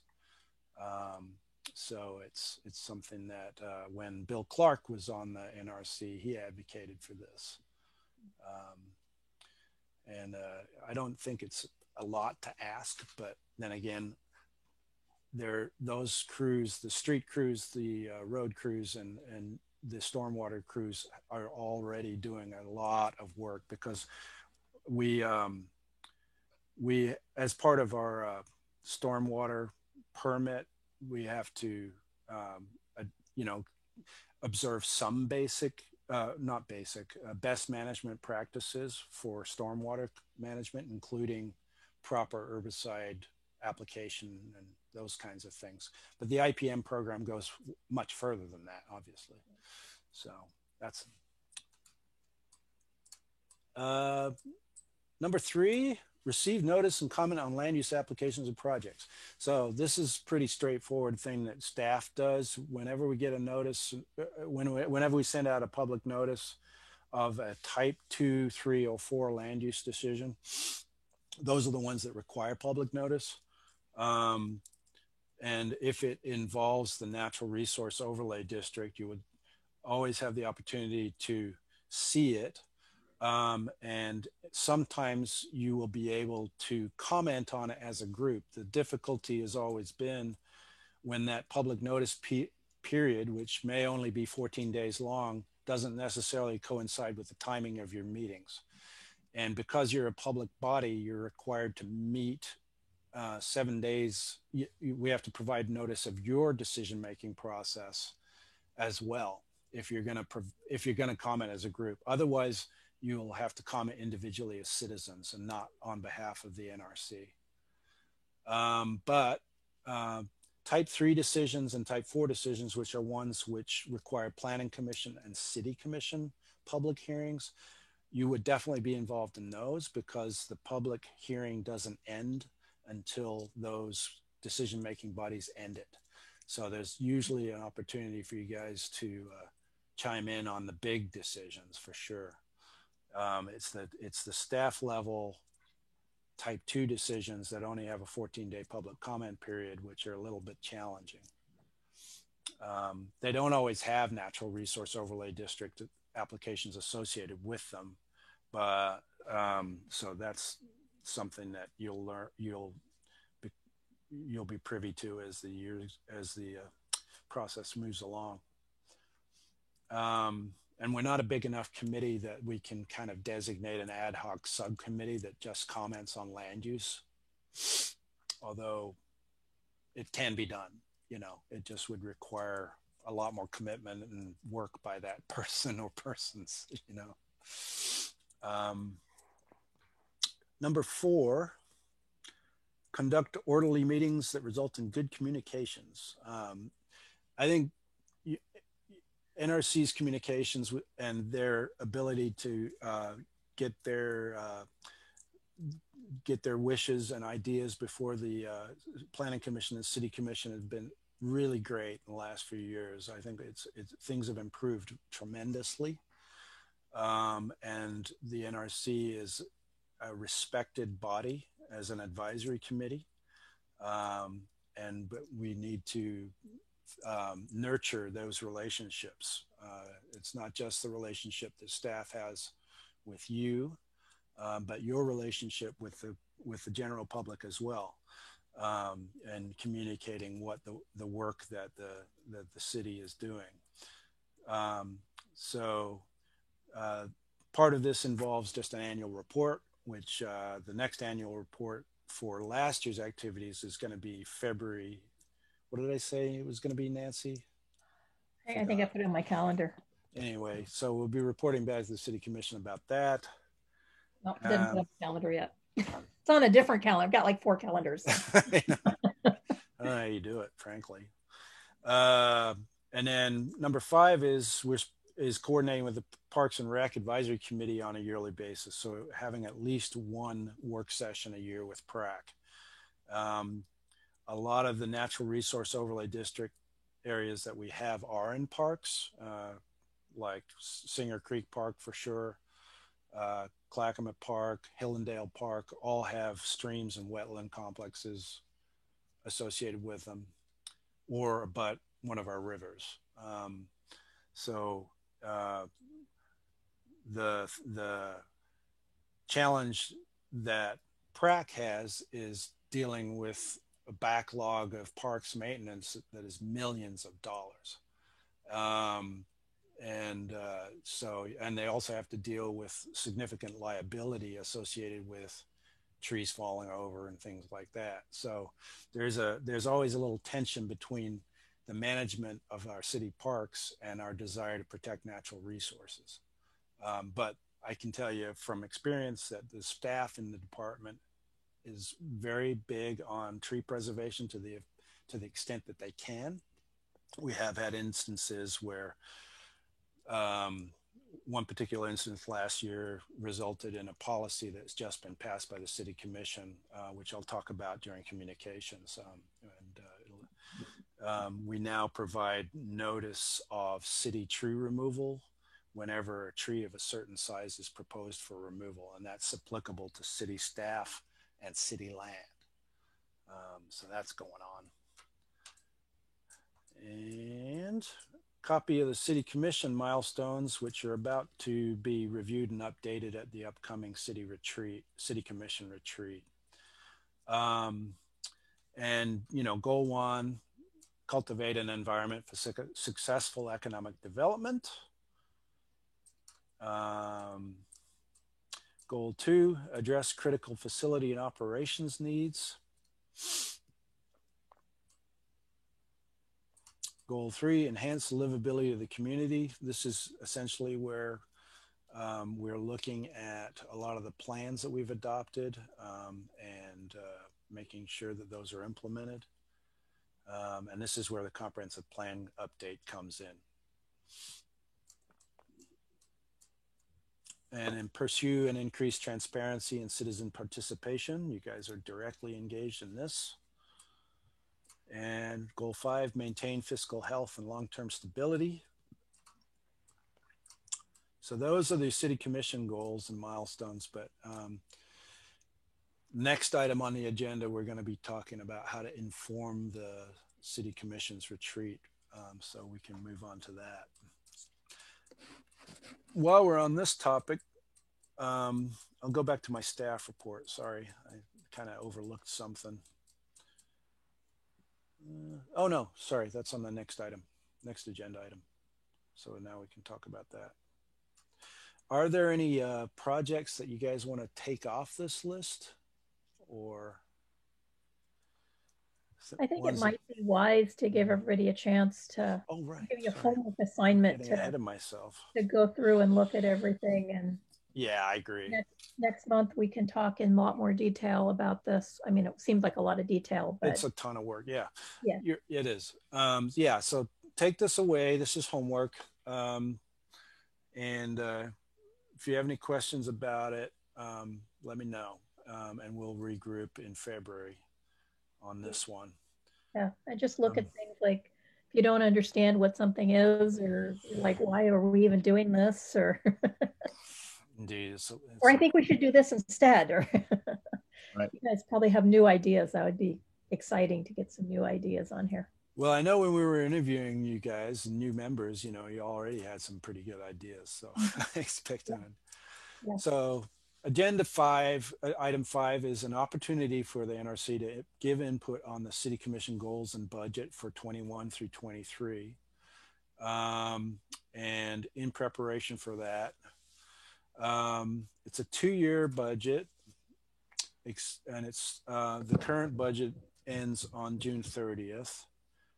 The budget is designed to enhance core services, and that includes police protection, parks and rec, community planning, safe buildings, maintenance of streets, safe drinking water, and sewer treatment. You'll notice that it doesn't talk a whole lot about preservation of the environment and natural resource management and that kind of thing. So there's a challenge there, but the types of projects that could be incorporated for natural resources are things that have been discussed already. Some of these are coming out of our meetings. Some of these are coming from the Planning Commission, and some of them have just been discussed by citizens at NRC meetings and elsewhere, and by city commissioners. So the ones that I kind of teased out of the Planning Commission and City Commission items were adoption of the comprehensive plan update. That's huge. Conducting a citywide tree inventory would be a new thing. And that could be a volunteer project, but would require some staff involvement and coordination and that kind of thing. There were 2 women, I can't remember their names now. One of them I ran into, she walked by my house like a month ago and we had a long talk.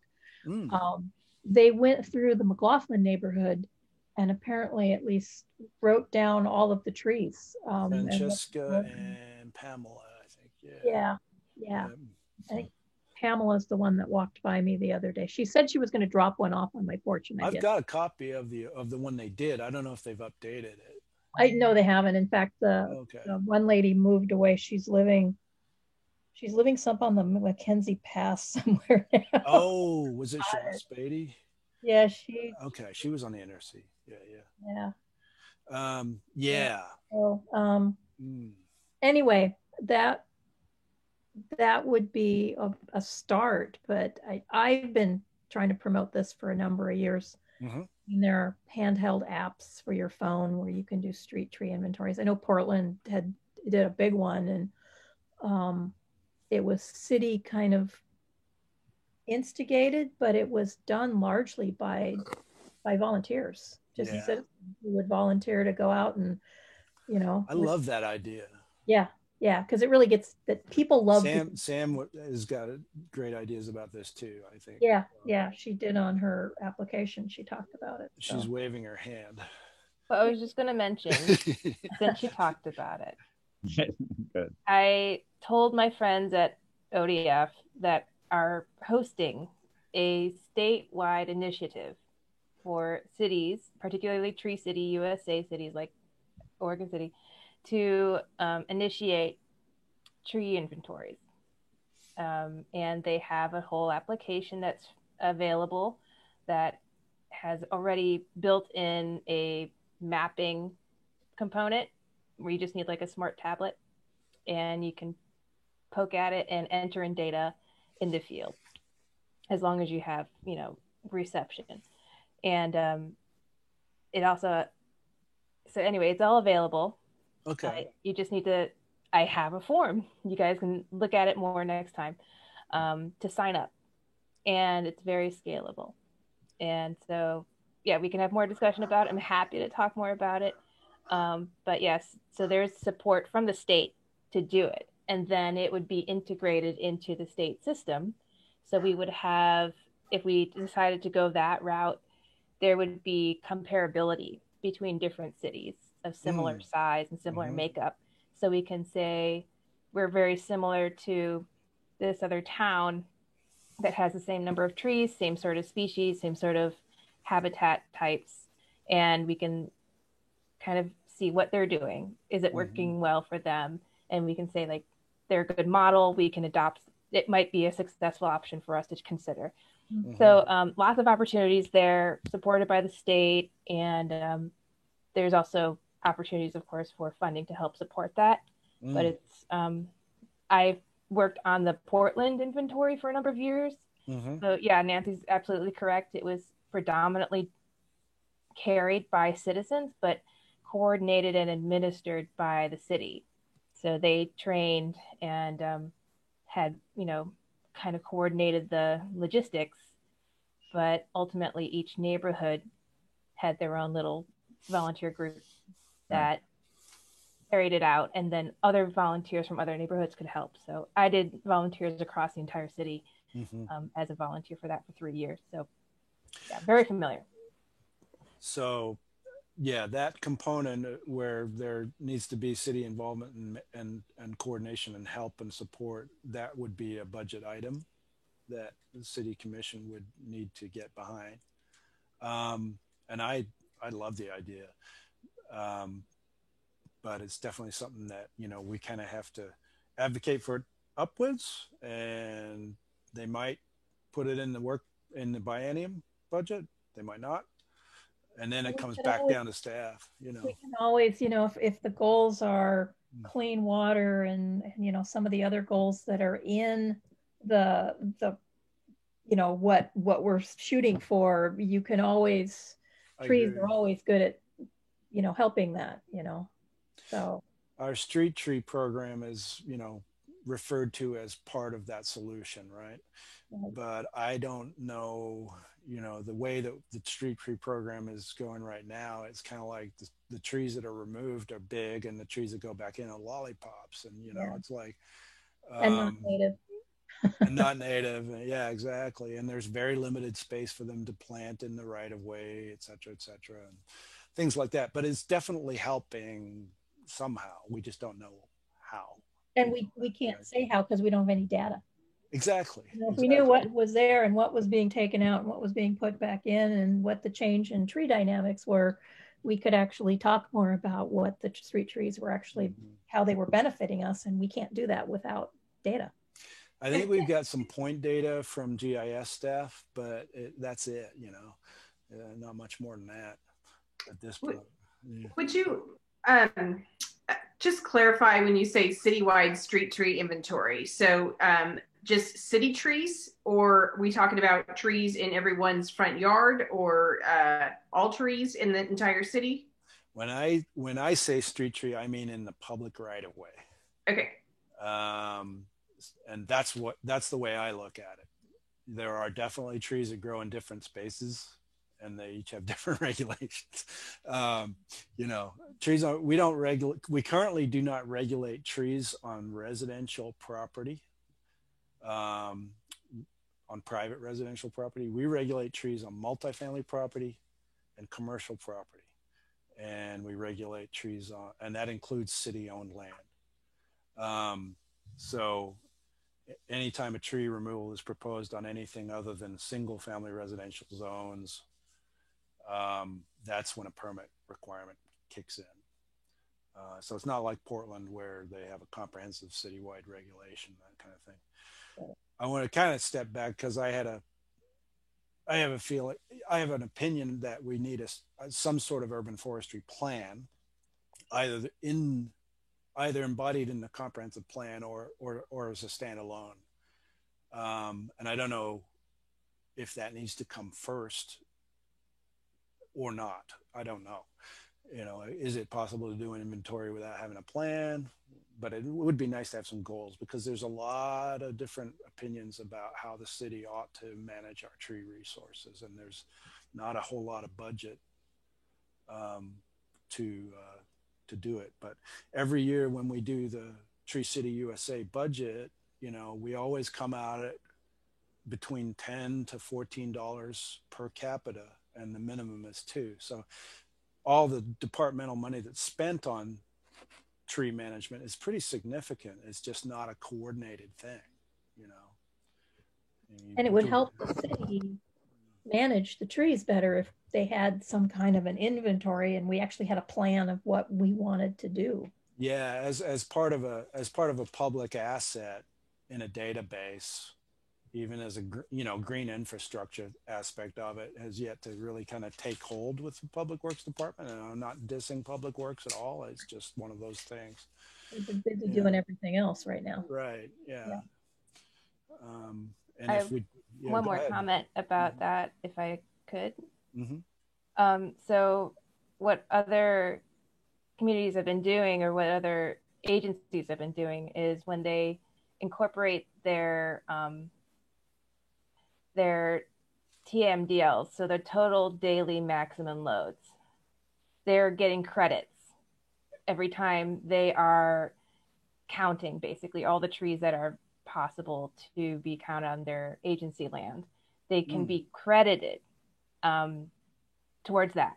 So basically, for those, I'm not completely knowledgeable this, Pete might have some expertise on this, but basically for everything that water management wise is being treated and emitted, that is a regulatory process. So there are permits that are needed in order to do that. Right.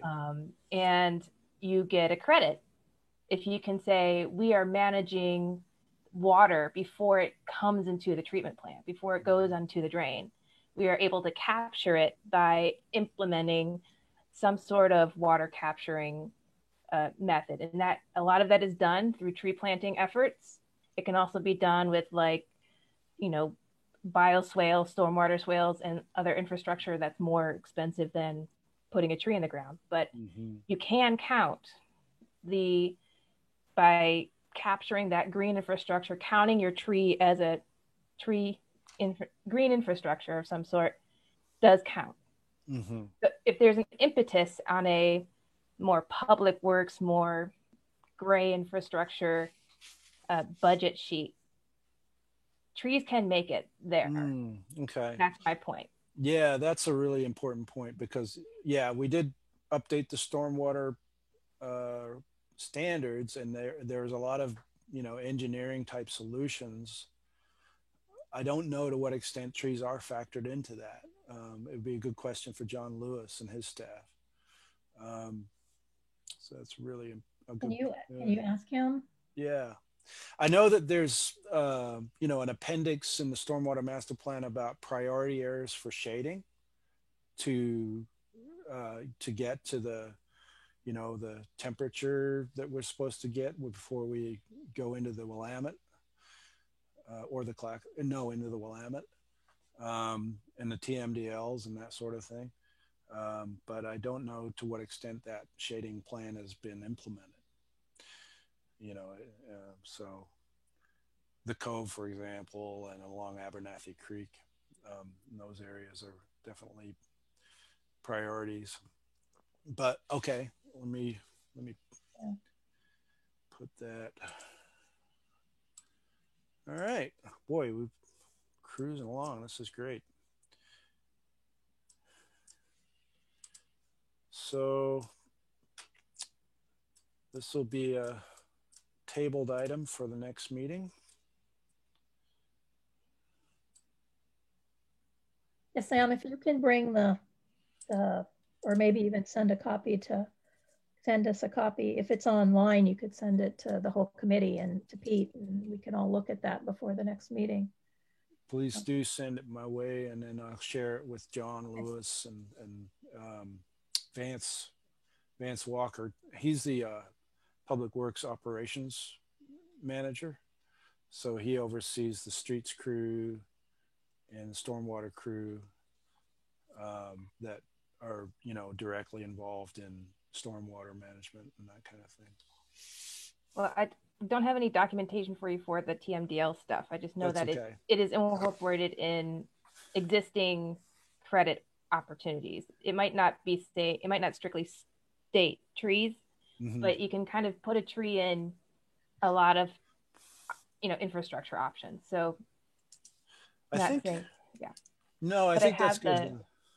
But I do have the state street tree inventory application form I can share with you guys. That I do. And I can find the TMDL where we're at right now under our current permit, because we have to do an annual report on it. Our water quality staff in Public Works, puts that together, and they kind of reach out to all the different departments and say, what are your programs? But I don't know. It would be a really good document to share with you all. I think it's online somewhere, but I don't know where. I can never find anything. I know.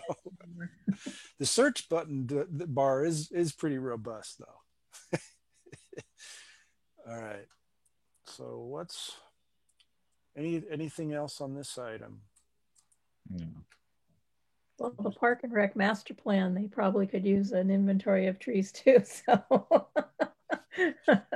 yeah, yeah, Parks and Rec, they definitely are need to update that master plan. The last update that they did was more of a programmatic update, and that was like 2012. Right. It wasn't a place-based update, and it didn't look at new locations for parks or anything like that. There's been parks planned and built that aren't in that plan yet, so they need to be folded in, like Tyrone Woods or the Glen Oak Park, that one, and Filbert Run, which is just under starting in the planning process now. So yeah. Okay, a lot of information there. So what are we on to now? Communications? Communications. Okay. Okay, let's see. So as I mentioned, I think our next project advisory team meeting for OC 2040 is coming up tentatively January 27th. We haven't met for 3 months. We had a budget delay from Oregon Department of Transportation. So we're hoping that funding gets in place and we can wrap up the visioning in the next 2 months, but it is delayed. So it's pushing the adoption out into 2022, which I knew would happen. But I was even more certain once COVID hit. Anyway, so that's going on. And I don't think comprehensive plans are something you should rush to finish, frankly. They are major pieces of public doc policy, and they're supposed to last for 20 years. And they're also supposed to be, this time around, something that's very equitable and engages the public that we've never engaged before. So there's a huge emphasis on reaching underserved communities and minorities and people that traditionally have not been involved in public involvement before. So as far as however long it takes is however long it takes, but we will, we do have a consultant, and they need to be paid and on time and finish up their work, because we can't string it out indefinitely. So, but you'll be getting an update on that. Public Works, Josh Wheeler, our assistant city engineer, is updating the city's public design standards for improvements in the right-of-way. The code for that is chapter 16.12 of the city code, and that affects any development that that requires public improvements, sewer, water, stormwater, and that kind of thing. It's a standard part of all of the land use decisions we make, and we don't write the findings for that. The engineers do, and they give us the findings, and we incorporate them in the land use decision. So those amendments are going through the work sessions right now. I think the City Commission's having a work session on it coming up. Josh Wheeler had already come and talked to you guys last year, I think, about the geologic hazard overlay review code updates. And I'm not sure where those are at, but they're not adopted yet. And I think there's going to be opportunity for further comment on those.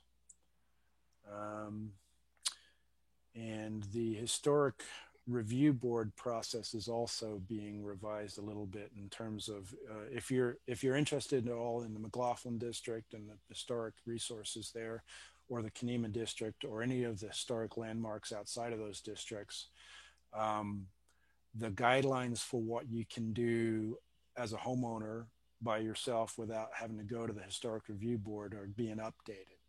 And that includes things like changing out windows or putting up fences, painting your house, you know, changing your foundation, fixing a porch. Things that don't rise to the level of construction are, you know, a significant part of what staff reviews over the counter, and the guidelines for those are being updated. So, and what else is going on? Yeah, we're reviewing our annexation code as well.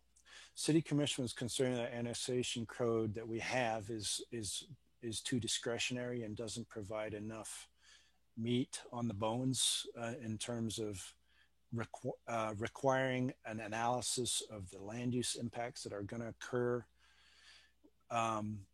This is a difficult concept to understand because annexation is just changing a city boundary, but in order to change a city boundary, you have to say that you're able to serve an area with city services.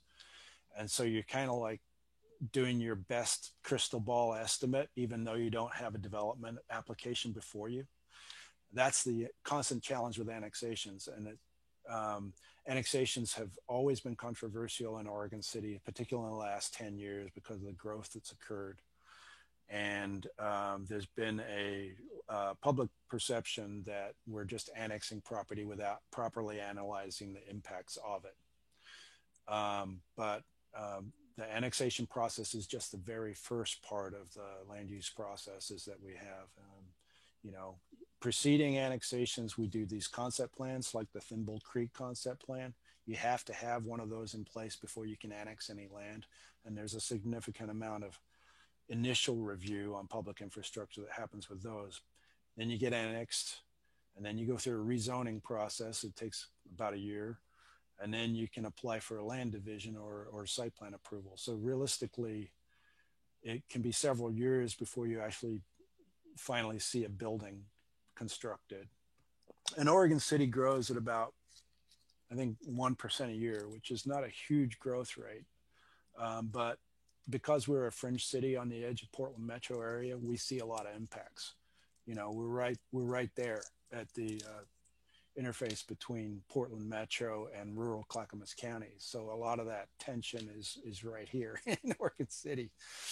And county standards, you know, you got a lot of roads out there. There are only 20 feet of pavement and no sidewalk, and there's no money to upgrade those existing areas. And development isn't going to pay for that, because they're not required to legally. They're only required to upgrade the infrastructure that directly abuts their development and that kind of thing. So these are the funding problem is the integral component of annexations that hasn't been resolved yet. And it's going to take a lot more work and a lot more creative thinking about ways to close the gap between what development pays for and what it doesn't pay for. And that's the discussion that's going on with annexations right now. But we're getting close to adopting a new code with a little more detail in it, and puts a lot more emphasis on the analysis and allows the city to enter into development agreements with prospective developments to hammer out what they're required to pay for and what they're not required to pay for, and just make it more explicit. So that's going on. And that's my update, unless you have any questions for me. Yeah. You want to stop sharing your screen a little bit so we can... Oh yeah, sorry about that. That's okay. I have a question. I lost my toolbar. It's kind of a newbie question. There it is. I was curious if Oregon City had any sort of like SDC or service delivery charge for new development. Working in at the county, I worked with North Clackamas Parks and Recreation District, which is a special district which had SDC charges for any new development, which was mostly applied to capital improvements, not for ongoing Right. You can't use it for maintenance. No. Yeah, we do have SDCs. We have SDCs for all the residential types which are set. It's a combined fee, but they're individual components. It's transportation, sewer, water, stormwater, and parks. There's a bike and pedestrian fee as well. And then there's a school construction excise tax, which we collect and pass through to the school district as well, which is collected separately from SDCs. Typical single family home SDC right now is $37,000 for a single home permit. And that's on top of any building permit fees you pay. Accessory dwelling unit, if you want to build one of those, it's like $19,000. So it's like, whew. And then apartments are about the same. So an apartment unit or duplex unit is on par with ADU. And one of the big SDCs that got more than doubled last year was the Tri-City sewer plant SDC that we collect, and that more than doubled. So yeah, I think we're in the upper 2/3 in the metro region for SDCs in terms of what we charge. But I couldn't tell you if it's enough. You know, I'm not an engineer. And it's one of those things that people who are considering putting another unit or enlarging their bathroom, or, you know, wanting to age in place but just want to expand, those kind of things, sometimes they'll get hit with an SDC charge they didn't anticipate.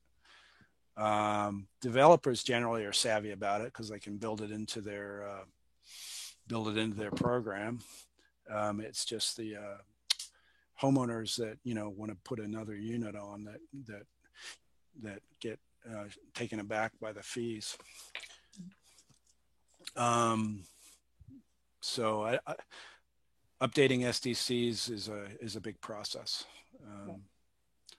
But they generally are, I think they go up every year anyway. They're tied to the construction index, price index. They usually go up about 3% every year. But they do, you know, need to be scaled realistically to the impact of the development. Right. Portland, for example, will waive SDCs for an accessory dwelling unit to incentivize people to build them.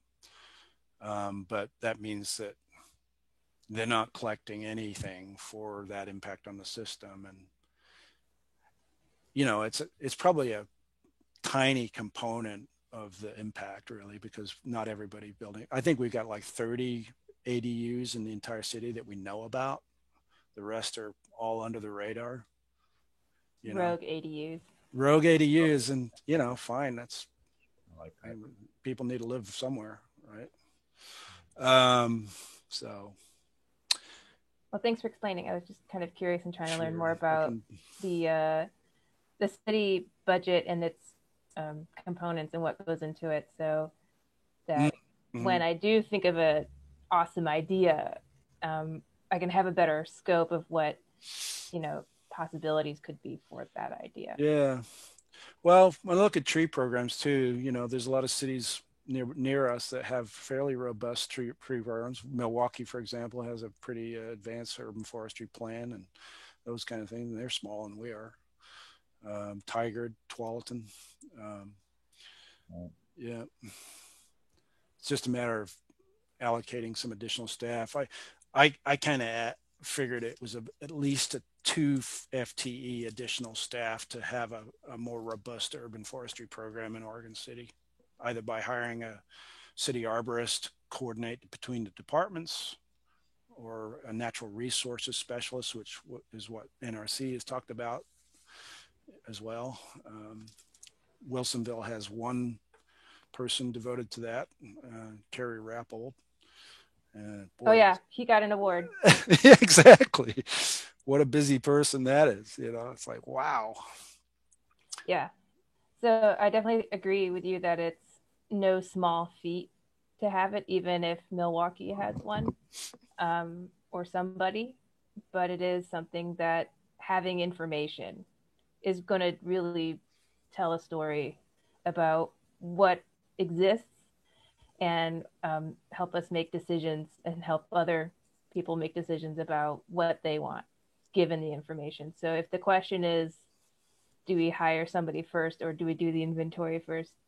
I feel like we have a good opportunity now to do an inventory at whatever scale we can do it, and then have information to make a more informed decision about staffing or projects.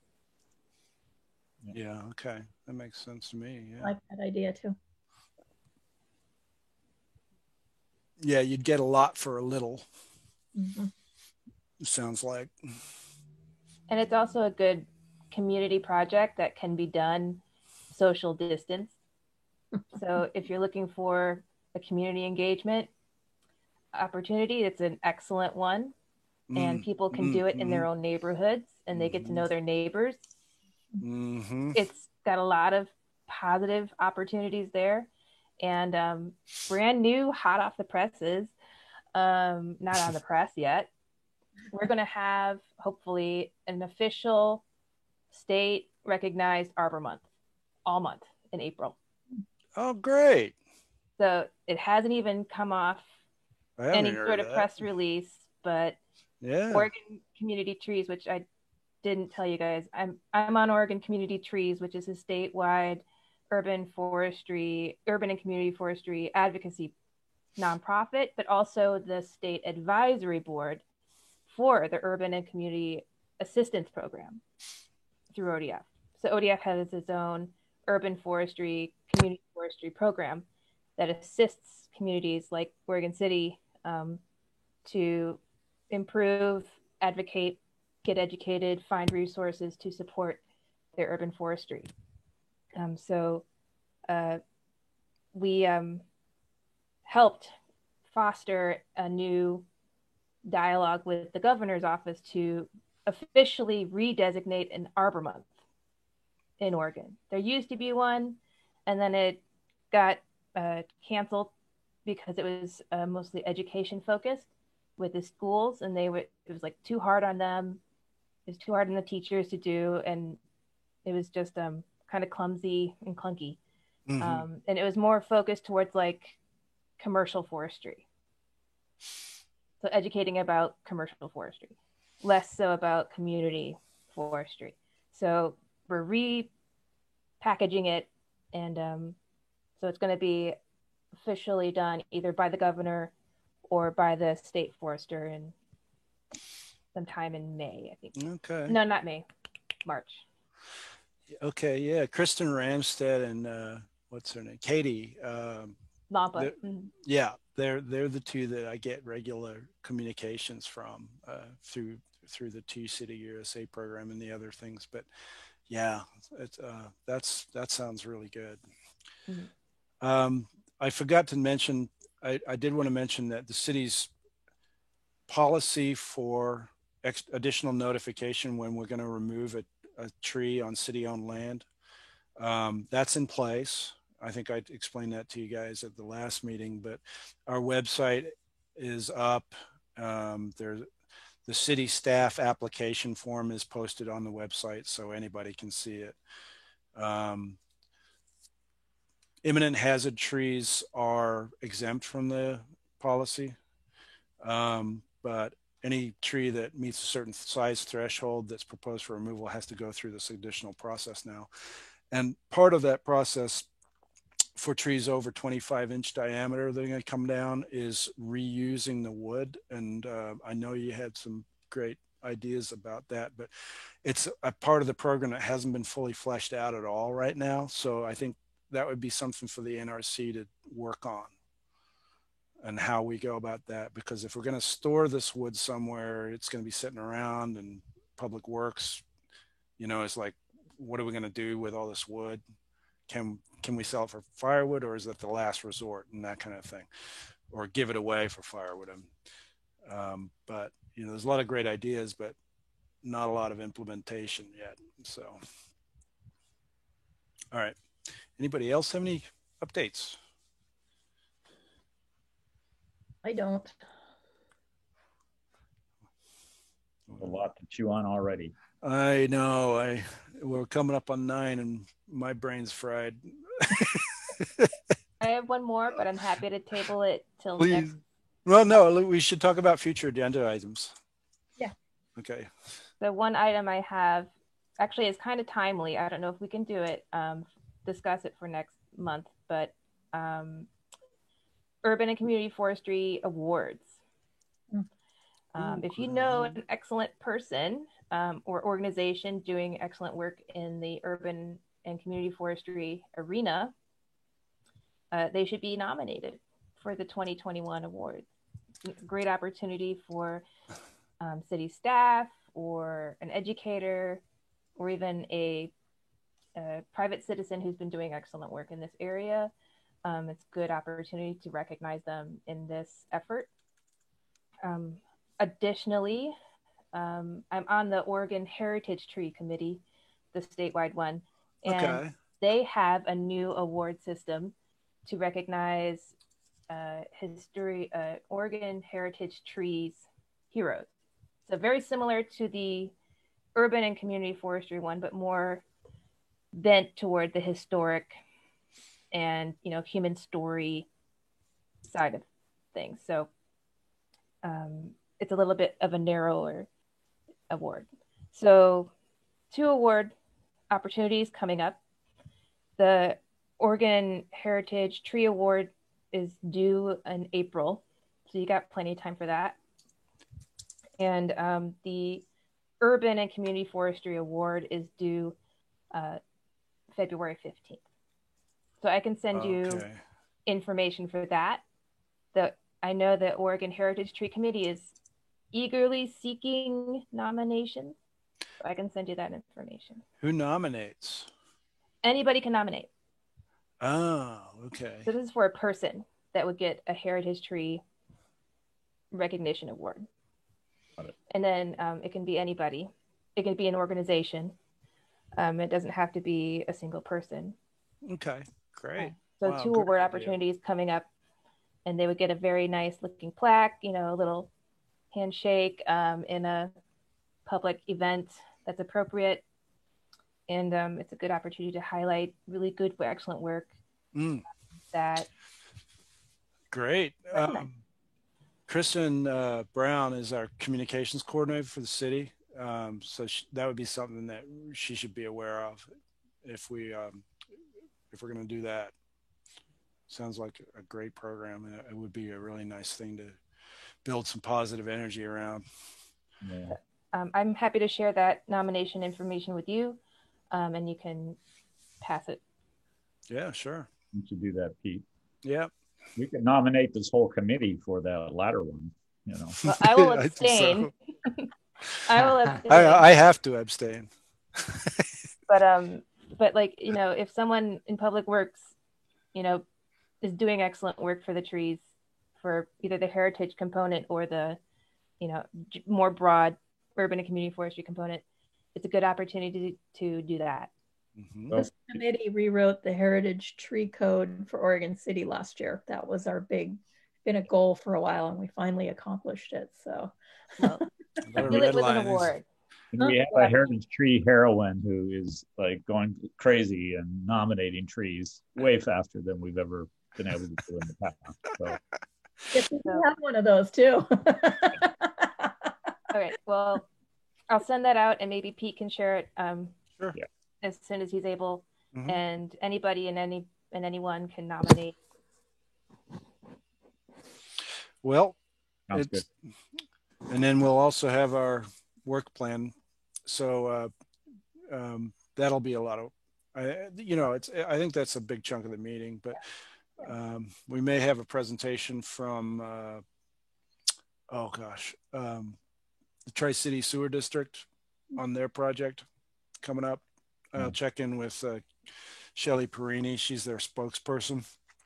And I knew they wanted to come and talk to you about it, but there was some delays, obviously. So I'll see if they're available. And then anything else anybody wants to hit up on the next agenda? All right. Things tend to come up, and you can always suggest stuff to me. offline. Excellent. Wow. Thanks, guys. Good meeting. Yeah. Welcome. Good crew. Yeah, welcome all you newbies. Yeah. Thanks. So yeah, this recording will be on YouTube, so you can send this around to your friends. The only person I know who watches it is my husband, who goes, "Look, you're on TV. Will you get out of here?" I know. I say the weirdest thing. They're like, "Oh, I saw you on TV." You're like, "Huh?" Oh, well, I'm at Falls TV. There are people who watch it. Yeah, it's true. They're out there. They're out there. Well, it'll be, I think, with this YouTube streaming thing live, which we didn't do this time, but next time we will. Hopefully, we'll get better engagement as well. So yeah, that'd be good. All right. Well, thank you all very much, and congratulations to all the new members for being appointed and for your enthusiasm and dedication and service to the city. I'm really impressed because it's a big chunk of your time, and I get it. And let me know if you have any concerns. All right. So Nancy, it's up to you to adjourn us if you're comfy. And I will call this meeting adjourned. Where's my gavel? There. My big pen. All right. Good night, everybody. Guys, Thanks. Good night, all. Thanks, guys. Good night. Yay.